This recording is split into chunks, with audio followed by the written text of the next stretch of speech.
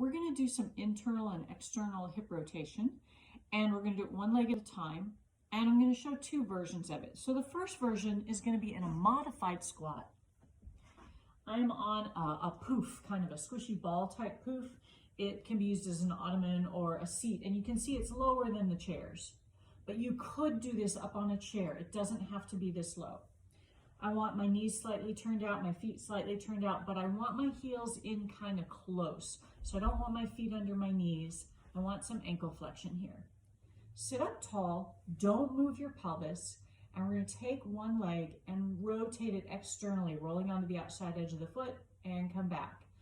Pelvis isn't moving, nice and controlled with the leg, and I'm sitting up tall. Other leg is trying to hold still. I'm going to do two more.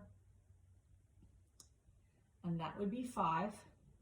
And now we're going to take the other leg. So my right leg stays still. I take my left leg out. Again, I'm not moving my pelvis. I'm not lifting this hip to take this knee out. And I'm rolling slightly onto the outside edge of my foot. If your leg rotates more to the outside, you'll be further out onto the edge of your foot. So now we'll take internal rotation, and for that you might want to take a slightly wider position for your feet. And again, we're going to take the knee in toward the middle and come back out. And we're going to do 5 of them. Now, I'm moving pretty well today. You might move farther than this. If it's uncomfortable to go in, maybe just go in a little. How far can you comfortably move?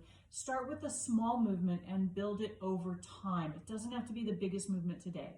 We'll take the other side, internal rotation. I'm still rolling onto the edge of the foot.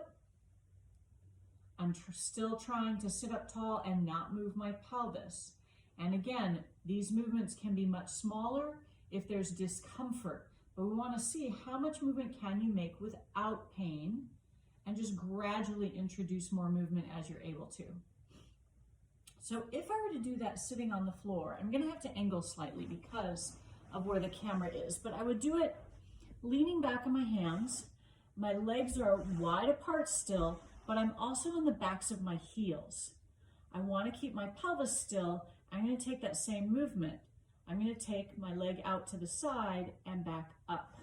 So let me get a little closer. I'm going to take it out to the side and back up. I still want to keep my pelvis on the floor. I don't want to lift my hip up. I'm just seeing how far I can go without the other leg moving. And then we'll take the other side, out and back in. And we just go out and back in. And we're just coming back to where we start. We're not coming in any closer, just external rotation. Now we'll do internal rotation. And again, how far do you go without your hip lifting? And back to where you started. Internal. I would recommend doing 10 of these at a time, not 5. I'm demonstrating 5 so this video doesn't take so long. And again, in and back. Try and keep your hip on the floor. Good. In.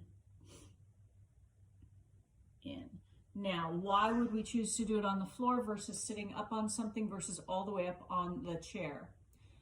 It's possible that you actually have an impairment that limits your range of motion, and one of these works better than the others. So do the one.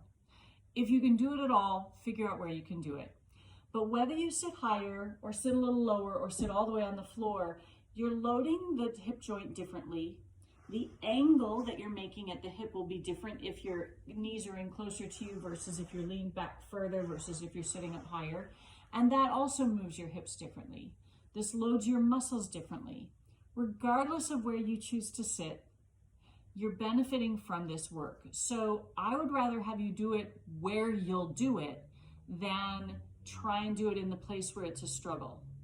So find one. Sit up in a regular chair, sit on something a little lower. It could be a coffee table, those work really well, or even a step, or maybe sit all the way on the floor and lean back.